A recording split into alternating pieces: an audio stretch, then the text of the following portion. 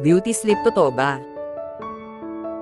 Ito ay isang sabi-sabi na ang beauty sleep ay isang katha-katha. Okay, nakakalito yan.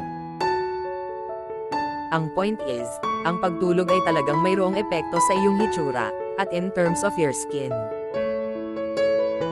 Noong 2014 sa pag-aaral ng Clinical and Experimental Dermatology, ikinategorya ng mga mananaliksik na 6 sa mga kababaihan bilang poor quality sleepers, yung mga natutulog ng wala pang 5 oras sa gabi. O good quality sleepers, yung mga nag-average ng higit sa 7 oras. Nalaman nila na ang poor sleepers ay mas may maraming signs ng pagtanda ng balat.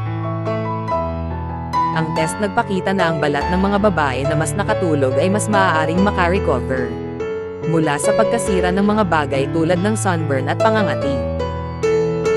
Ang good sleepers ay mas satisfied sa kanilang hitsura at pagiging kaakit-akit, kumpara sa natutulog ng kulang sa 5 oras kada gabi.